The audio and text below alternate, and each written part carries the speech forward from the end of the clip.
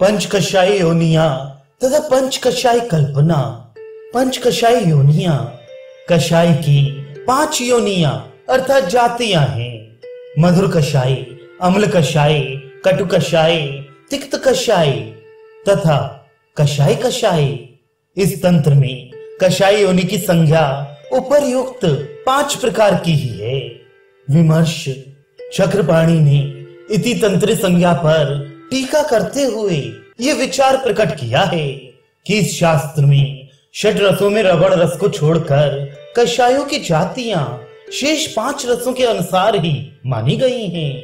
लवण रस को इस वर्ग से अलग रखने के कारणों पर प्रकाश डालते हुए चक्रपाणि ने बताया है कि जहां मधुर आदि 5 रसों से पृथक पृथक कषायों का निर्माण हो सकता है, वहां लवण रस को किसी अन्य द्रव के संयोग से ही प्रयोग में लाया जा सकता है और स्वरस आदि जो 5 कषाय कल्पनाएं हैं वह भी लवण रस से संभव नहीं हो पाती हैं। जैसे स्वरस लवण से स्वरस नहीं निचोड़ा जा सकता क्योंकि वे जल में डालते ही घुलकर स्वयं द्रव रूप हो जाता है, अतएव इसमें कुछ अवशिष्ट नहीं रहता। कल्क ये द्रव के संयोग से पीसकर बनाया जाता है, परंतु लवण तो पानी में घुल जाने से पीसा नहीं जा सकता। यद्यपि लवण का चूर्ण कल्क भेद बन सकता है, परंतु पंच कषाय कल्पनाएं गुणांतर धान के लिए की जाती हैं, जबकि लवण का चूर्ण बनाने से उसके गुण में कोई अंतर नहीं आता। क्वाथ, हिम तथा फांट, इन शेष तीनों कल्पनाओं का प्रयोग प्रायः वहां किया जाता है जहां संपूर्ण औषधि की अपेक्षा उसका कुछ अंश ही देना अभीष्ट हो, परंतु लवण तो उपर्युक्त कल्पनाओं में संपूर्ण रूप से उपयोग में आ जाएगा, क्योंकि उपर्युक्त कल्पनाओं का आधार तो जल ही है और जल में लवण का सब भाग खुल जाता है। अतएव निष्कर्ष में यह कहा जा सकता है कि लवण रस को आचार्य ने निष्प्रयोजन होने के कारण 6ठी कषाय योनि नहीं माना है। पंचविध कषाय कल्पना स्वरस, कल्क, क्वाथ, शीत तथा फांट ये 5 प्रकार की कषाय कल्पनाएं होती हैं। विमर्श कषायों में प्रयुक्त होने वाले द्रव्यों का प्रयोग के निमित्त संस्कार करना जिससे गुणांतराधान हो सके कषाय कल्पना है। पहली कषाय कल्पना स्वरस का लक्षण। द्रव्य को यंत्र से निचोड़कर जो रस निकाला जाता है उसे स्वरस कहते हैं। विमर्श तात्पर्य यह है कि यंत्र अर्थात सिल पर निष्पीड़न अर्थात अच्छे प्रकार पीसकर कपड़े से छानने से स्वरस निकलता है। यह स्वरस सदा ताजे और गीले द्रव्यों से निकाला जाता है, किंतु गीले द्रव्यों के अभाव में सूखे द्रव्यों से भी स्वरस निकाला जा सकता है। उसका नियम इस प्रकार है, 16 तोला चूर्ण किए हुए द्रव्य को 32 तोला जल में 1 रात दिन भिगोने के बाद हाथ से मसलकर छान लें, अथवा यदि आर्द्र द्रव्य का अभाव हो और स्वरस की शीघ्रता हो तो सूखे द्रव्यों का मोटा चूर्ण बनाकर 8 गुने जल में पकाए, चतुर्थांश शेष रखे, इसे भी स्वरस कहा जा सकता है। इन 3 प्रकार के स्वरसों की मात्रा का संकेत इस प्रकार है। प्रथम प्रकार की मात्रा 2 तोला तथा द्वितीय एवं तृतीय प्रकार की मात्रा 4 तोला है। स्वरस पीते समय प्रक्षेप द्रव्यों का परिमाण इस प्रकार देना चाहिए। स्वरस में मधु, शक्कर, गुड़, क्षार, जीरा, नमक, घी तथा तेल और चूर्ण डालना हो तो आधा तोला डालना चाहिए। कल्क का लक्षण। रस अर्थात दूध, जल इत्यादि किसी द्रव द्वारा पीसकर बनाया गया पिंड कल्क कहा जाता है। विमर्श कल्क बनाने की विधि तथा मात्रा शांगधर ने इस प्रकार बताई है। गीले द्रव्यों को सिल पर पीस लिया जाए या सूखे द्रव्यों के चूर्णों को जल आदि से पीस लिया जाए तो उसे कल्क कहा जाता है। प्रक्षेप तथा आवाप उसके पर्याय हैं। इसकी मात्रा 1 तोला है।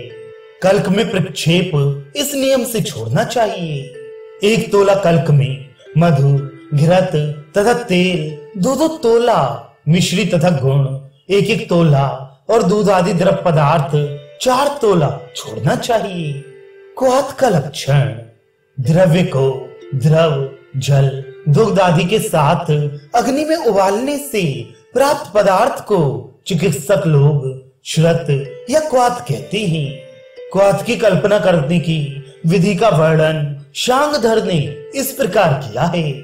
सामान्य नियम ये है कि 4 तोला द्रव्य को 16 गुने अर्थात 64 तोले जल में डालकर आग पर मिट्टी के पात्र में पकाए और अष्टमांश 8 तोला शेष रहने पर उतार ले।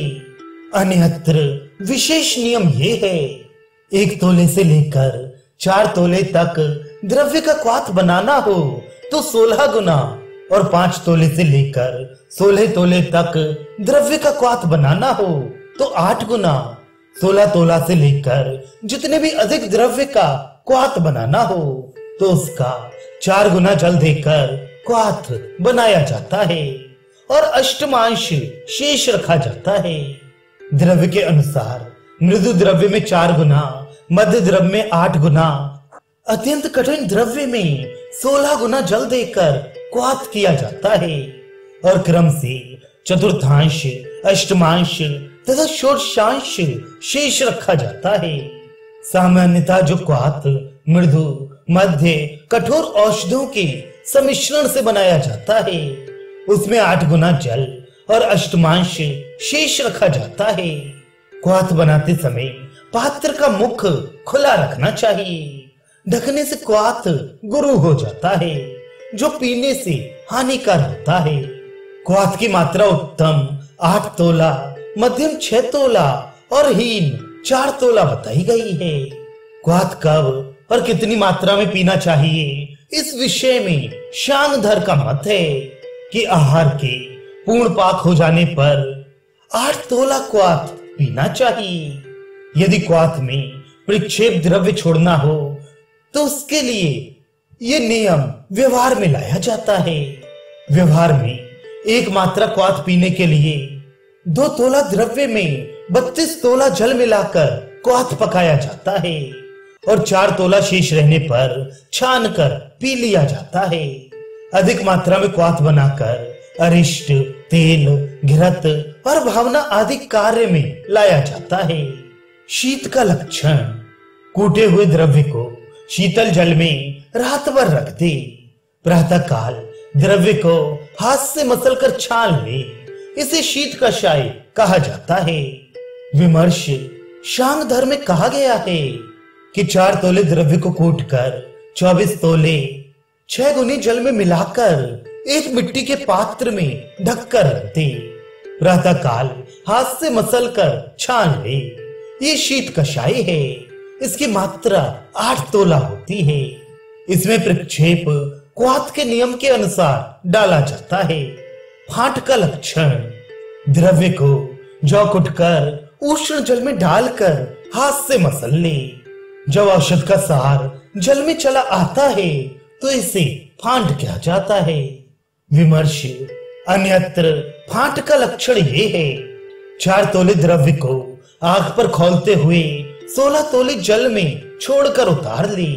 मसल कर 8 तोले की मात्रा में प्रयोग करे। पंचविध कषाय कल्पना के गुणों में तारतम्य: इन पंचविध कषाय कल्पनाओं में यथा पूर्व अधिक बलवान गुरु होते हैं। इसलिए इन कषाय कल्पनाओं का प्रयोग व्याधि और रोगी के बल पर निर्भर करता है, क्योंकि सभी कषाय कल्पनाएं सभी रोगों में लाभकारी नहीं होती हैं।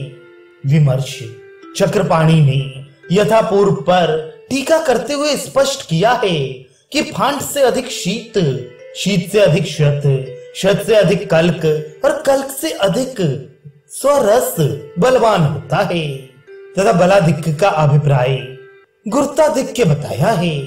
अभिप्राय ये है कि ये कल्पनाएं यथापूर्व पाचन में गुरु होती हैं, इसलिए इनका प्रयोग रोग तथा रोगी के बल पर निर्भर करता है। उदाहरण के लिए बलवान रोग या रोगी में स्वरस का प्रयोग किया जाता है क्योंकि उसमें द्रव्य का सर्वाधिक सार भाग होता है, तथा इसके विपरीत होने पर क्रमशः बाद की कषाय कल्पनाओं का प्रयोग होता है। अन्यथा औषधि के गुरु होने से रोगी के बल का भ्रंश होने तथा दोष के बढ़ने की संभावना रहती है।